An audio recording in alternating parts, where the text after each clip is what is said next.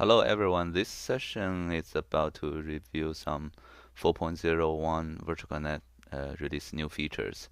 So some history for Virtual Connect release.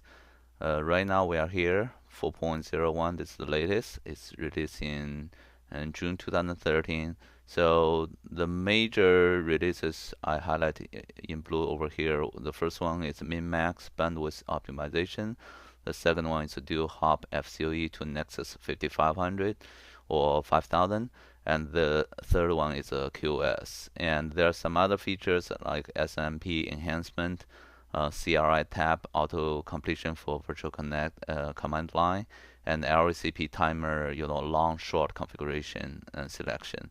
And also right now you can select, by GUI or CRI to see if you want to do any session timeout. So first feature is a min-max bandwidth optimization. So first of all, this feature applies to server link. So this feature has nothing to do with the uplink to Nexus or any upper layer switch layer. Okay, so it's mainly for the virtual connect downlink to the server. What's the difference? This is before 4.01 and this is after 4.001 behavior, right? So before 4.01, if you define any custom value for virtual connect server profile flex NIC, actually it's a capped, it's an upper limit model. Pretty much when the benefit is, when there's a congestion for the link, and pretty much your each application or each flex NIC will be guaranteed to the for the value you defined. The downside for this one is, okay, how about the link is idle? Assuming I have a vMotion, right? Before 4.01, if you define a 4 gig for vMotion flex NIC, even when no other links applications are using the link, vMotion will be capped at 4 gig. You cannot exceed for 4 gig when the server is trying to transmit to the virtual connect side. Okay, so after from 4.01, we changed this model. So when the link is congested, there's no change. Pretty much you still have your defined 1 gig, 4 gig, 5 gig for each application. The big difference is, okay, when the link is idle, if there's no other application is using the pipe, your particular application can burst up to the whole physical link. Okay, that's the default behavior. So pretty much that's the feature min-max we refer over here. So minimum is, when there's congestion, everyone is guaranteed for its minimum value, and the max you can transfer up to the link bandwidth, or optionally you can config. Okay, if for some particular application you never want to exceed something, you can config to whatever value you want. Okay, this is screen capture for before 4.01 and from 4.01 on, right? Before 4.01, you can customize a bandwidth here, like 200 meg or 1 gig. Pretty much over here, you are looking at, you cap this application to 200 meg or 1 gig. From 4.01, if you define a custom bandwidth here, by default, this is the minimum bandwidth. And whatever value you define here, this is, for example, is 1 gig for your management. So that means when link is congested, management is guaranteed to have 1 gig. But when there's no other traffic on the 10 gig pipe, the management traffic can go up to 10 gig. Okay, so this is a big difference between the before 4.01 and after 4.01 features.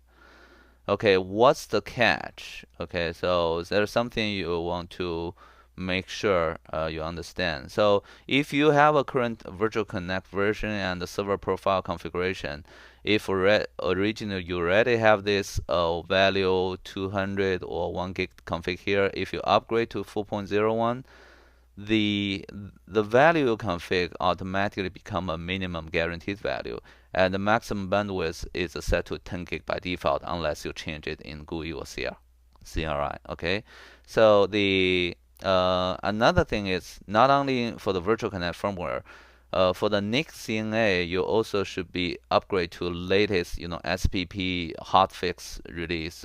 And minimum is SPP 2013-02 and later. Okay, so there's any hotfix coming after 4.2013.02, it should work. Okay, without supported NIC and CNA features, firmware and drivers, your config the minimum max value will not be enforced by the NIC and the CNA side. Okay. Another thing is, this feature will not be supported by MLX NIC card, CNA card NC551 and NC550. Okay. So for example, if you are using the BR465G7 or 65G7, the default LOM has the NC551 built in. So what's the behavior after you upgrade to 4.01 since this CNA doesn't support this feature? So pretty much, if you have a multiple FlexNIC config, each FlexNIC can still go up to 10 gig when there's no other traffic being used for the link. But assuming you config 1 gig for FlexNIC and NIC 1 and 2 gig, 4 gig for FlexNIC 2, 5 gig for FlexNIC 3. So if you are using the non-supported NIC or CNA, pretty much there's a congestion, the minimum value will not be enforced. So pretty much everyone will get equal share. If you have like a 3 FlexNIC sharing the 10 gig, pretty much everyone get 3.3 gig. Okay, so the value over here for the minimum will not be enforced. So this is something you want to watch out if you are using non-supported, NIC or CNA or not up to date, firmware and drivers.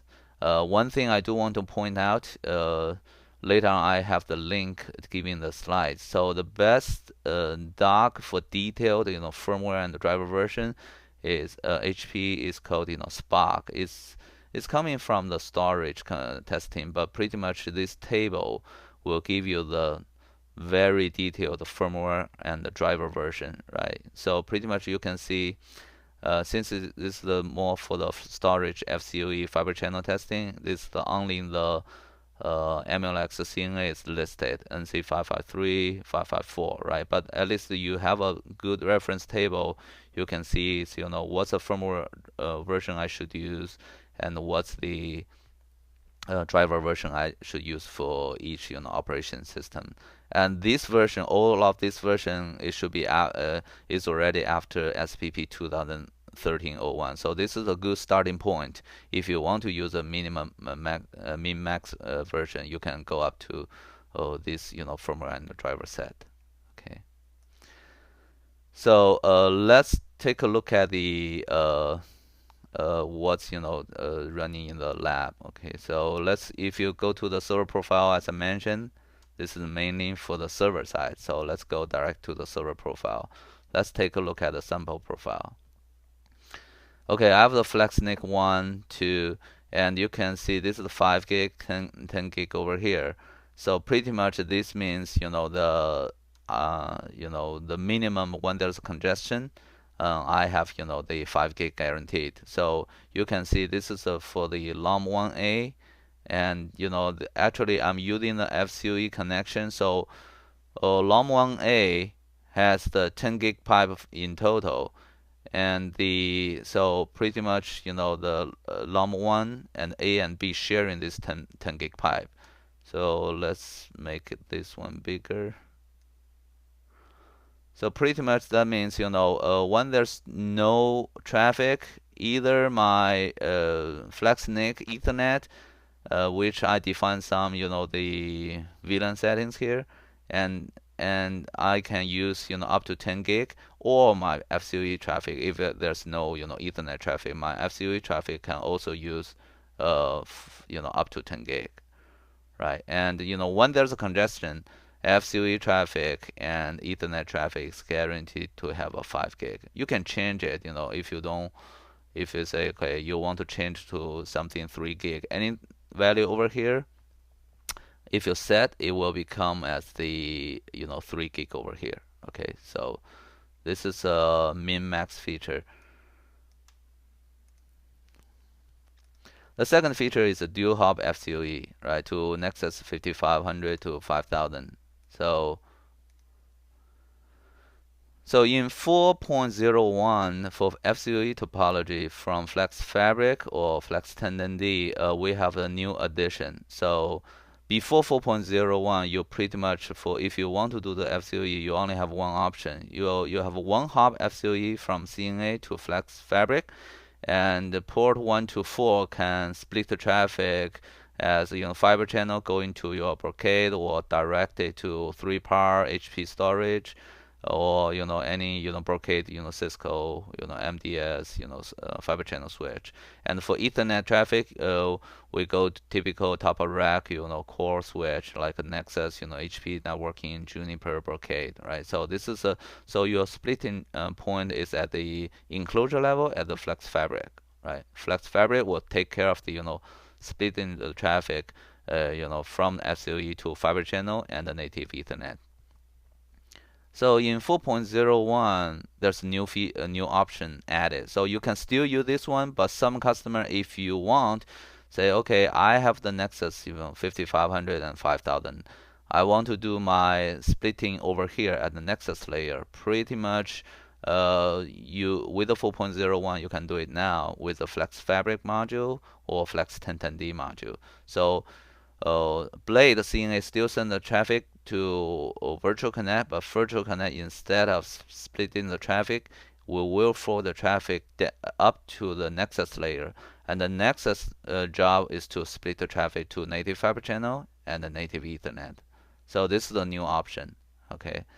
So what's the some implementation notes? First, only 2 virtual connect modules support this feature: Flex TendenD and Flex Fabric. This is Flex Fabric. Flex Fabric only in the first 4 ports. Remember, for Flex Fabric, dual personality ports is only in the first 4 ports. They have a fiber channel ASIC built-in, so you can have this FCOE uplink connecting to these ports. Flex TendenD, every port can be Ethernet or FCOE port now. Okay, so this is a module support. And for fiber channel over Ethernet switch, only Nexus 5000 and Nexus 55000 are supported. Okay, and only Nexus regular fiber channel 40 mode is supported. So far, we do not officially support Nexus NPV mode. Okay, so this will need to be later certified by Cisco and HP. And also, only 2-hop FCOE scenario is supported. So what we mean by 2-hop is this first hop is inside enclosure. The second hop is between the Nexus and Virtual Connect. So that means going beyond Nexus, you cannot have another hop of FCOE. So this is a multiple hop. This is not officially supported. Okay. And also on the Virtual Connect side, on the Virtual Connect typical uplink configuration, we have active, so both sides will be active. You define a separate shared uplink set or active standby. You'll have one active uplink set, and the other, the other link will be the standby. You use one shared uplink set to control two modules. So only the active uplink design for the Virtual Connect is supported, because if you use the active standby, that some traffic will go through the stacking link. Right now the stacking link, that will potentially add one extra hop, and also so right now this is not officially supported. Okay, so another thing is, for the Nexus, some customer as of today, if their Nexus is using the virtual port channel, for pure Ethernet, you can do this cross-link connect, but this is not supported by the fiber channel over Ethernet topology. So if you have a FCOE uplink, your SAN A, SAN B traffic might get mixed up. That's against the design, the principle. Okay, so because your SUNA traffic will come over here, and if you have a cross-link per channel, your SUNA traffic might, some going on to left side, some going to the right side. Actually, you mix with your SUNB traffic. So if right now for the FCOE traffic, only in the straight up, straight through the connection will be supported. The final note is, due to the current Nexus OS limitation, if you are using multiple ports to do the FCOE bundle, the bundle itself is supported, but one thing you need to watch out is, on the Nexus side, ports in the same port channel need to belong to the same Nexus unified port controller.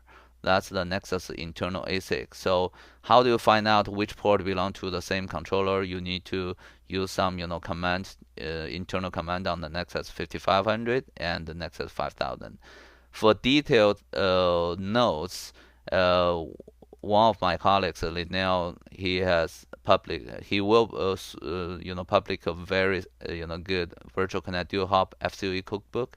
Right now, it's not officially on hp.com, but when it's available, I will update my deck to reflect the link. So this is the best doc if you want to config, and check detailed about, how Virtual Connect Dual Hop, FCOE working with the Nexus, how to config on Virtual Connect side and how to config on Nexus side and how to troubleshoot, right?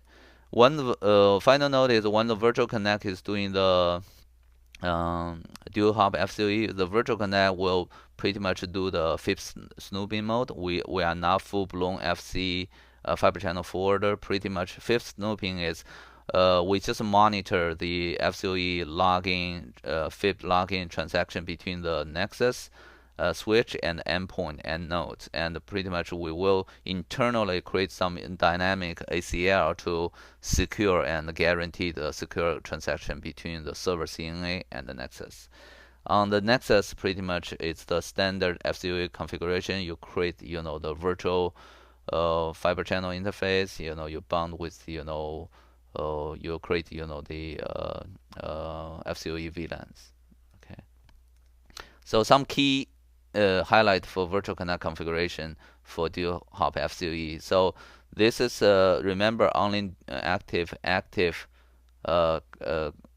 design will be supported. So pretty much for the first Virtual Connect module, you want to define a shared uplink set. You put 2 ports connecting with the Nexus, and you create a VLAN ID. This VLAN ID, whatever you agree between the Nexus and the Virtual Connect, it doesn't have to be 800. This is just an example, right? So on SUNB side, on Virtual Connect Module 2, you create another shared uplink set. You can see this is the Bay2, X1, X2.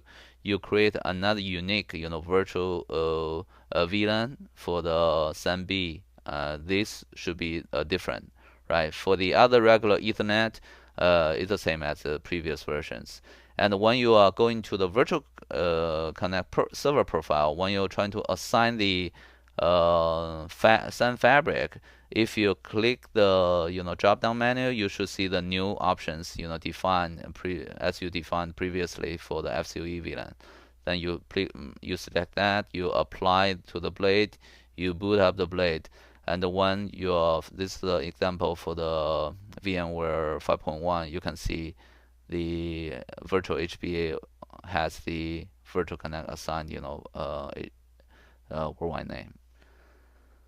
Okay, so if you take a look at my lab, you can see my shared uplink set. You can see I have 2 shared uplink set being the active, and if you want to take a look at the details, this is name doesn't matter, but you need to make sure you configure the port, and this is some field you need to create. Okay, so originally if you don't have that, you have add. There's nothing else. You pretty much give it a name. The most important thing is this VLAN ID has to match with the Nexus, and for some other regular Ethernet VLAN, right? So pretty much these 3 Ethernet VLAN will sharing with this FCOE VLAN for this 10 gig uplink. Actually, in this case, it's a bundle. right? So if you take a look at the N5K-2 trunk, going to another Nexus from another module. So this is module 2. You can see the only difference pretty much is, I define, another set of, internal virtual network as a B side, and, also over here I have another 801 for the SMB traffic. So if you want to take a look at the server profile, let's take a look at, one of the ESX I play. So if you focus on this one, so you can see this is a new option. So originally, if you have a Brocade, MDS, regular, these switch or three-part direct, it will go through, you will have some other fabric, but this FCOE is what you define in the shared uplink set, right? So for FCOE traffic, you don't need to go to the Sun Fabric traffic anymore. The Sun Fabric, whatever you config here, external connection, that's a native fiber channel. Okay, so FCOE traffic, you go to the shared uplink set to config.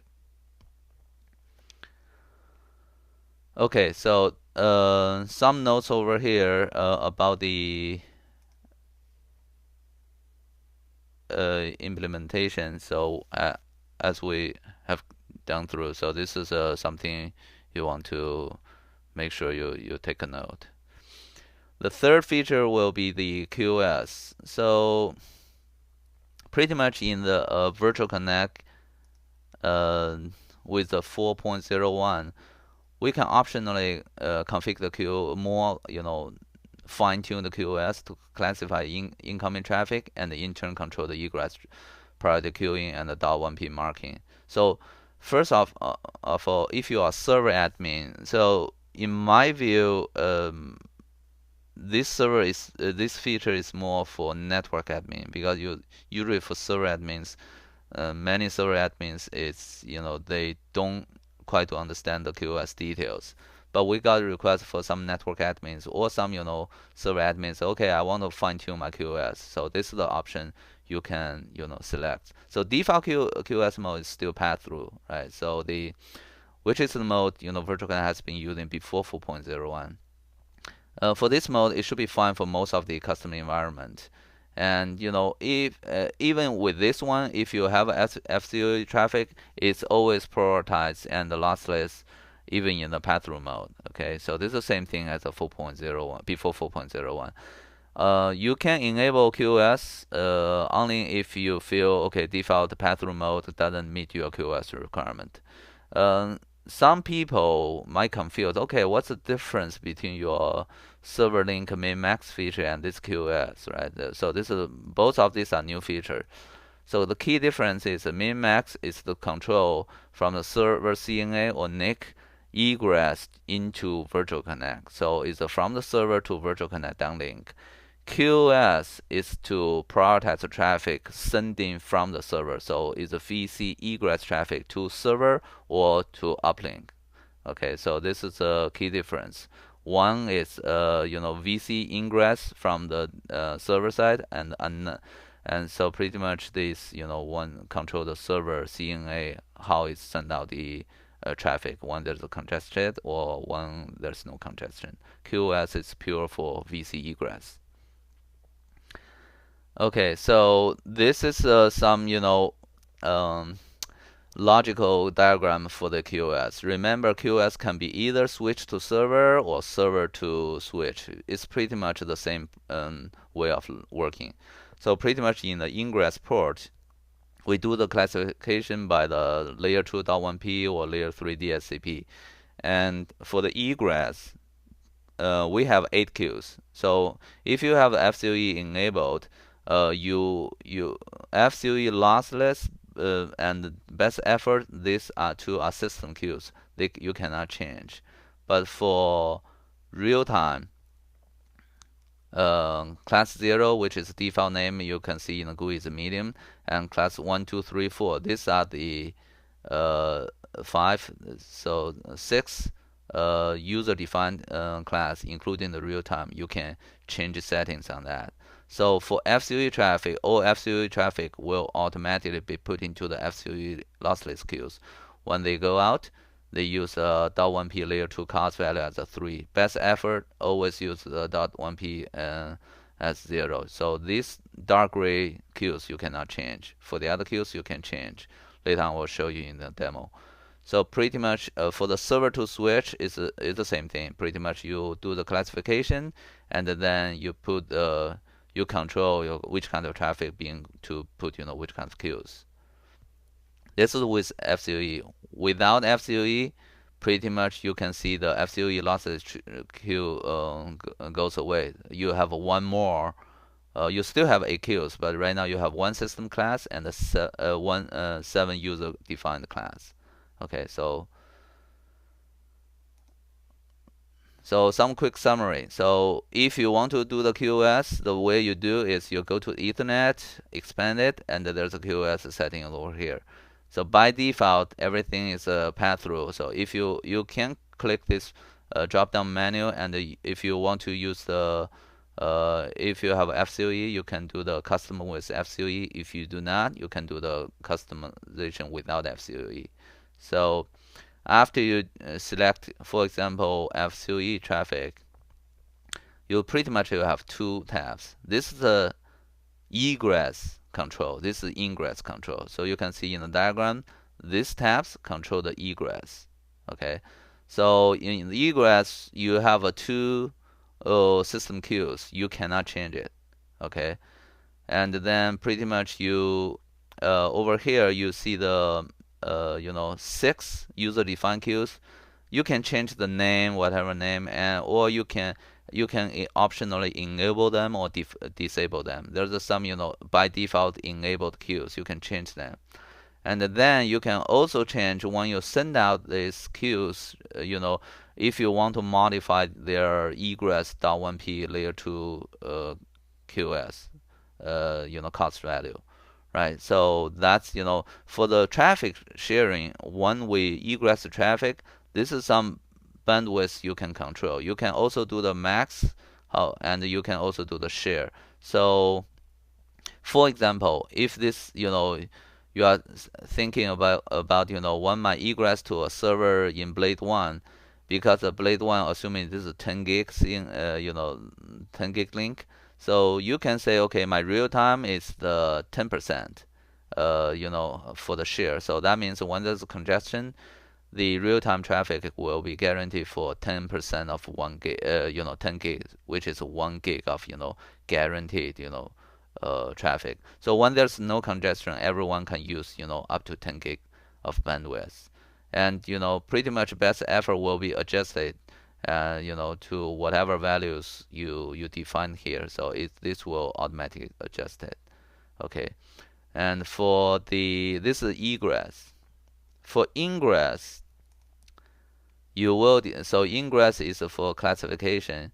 You pretty much you define, okay, what's the classification for uplink or for downlink. There's some default value here, but for assuming you pick one method, so pretty much for .1p classification for this kind of incoming cost, you can choose which kind of egress queuing you want them to go to, right? So if you click the drop-down menu here, the values you defined in previous egress will show up here. You can pick which one you want.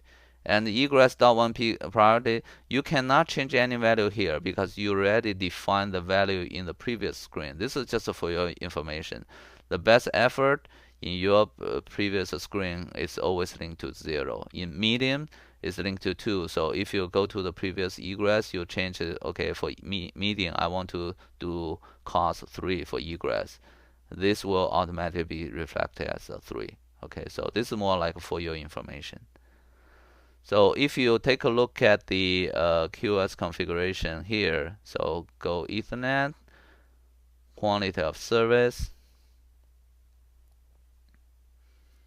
Okay, this is a path through. So you can say, okay, FCOE lossless. You cannot really say, okay, I want to without FCOE lossless, because in my lab, I already configured the FCOE connections. So pretty much you do with FCOE lossless. So this is the egress and this is ingress. Okay, just remember uh, how they being applied.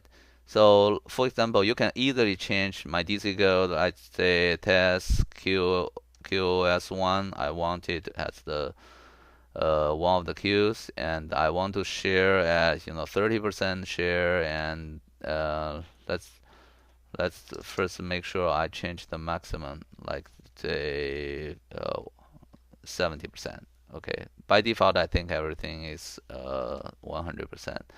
And you can say, okay, for this egress I want to change it to 4 to 2. Okay, to 2. Okay, so you enable it, you apply. Okay, so the same .1p, so I have to select as a 4. uh, okay, so and then when you do the ingress, assuming you know which kind of traffic you are sending from a switch or from the server, you can test anything here. So you can pick test one QoS. You can see, let's do here. Uh, let's click. So you can see right now it's 0. If you click the test QoS1, it's changed to 4, right? So uh, anytime you change the name in the egress, this will be automatically applied. Okay, so this is pretty much the the value for the QoS. And FCOE lossless, it's what this means is, okay, so your FCOE lossless will be for the downlink is first for the uplink we fix going to the Nexus, when we send out the traffic, we always use the 50% as a guaranteed, and 100% as the max. So that's a fix, you cannot change. For the downlink to the server profile, the share is, if you have your FCOE traffic in the server profile, you define the 4 gig as a minimum and 8 gig as the maximum. So that 4 gig will become a 40% here. Okay, so actually the best effort here, pretty much the FCOE traffic will be guaranteed first, and then the remaining traffic will be sharing that, the assuming you have a 40% for FCOE, the 60% of the traffic will share within these values. Okay, so this is something uh, you want to make sure. Okay, so I think that concludes this session.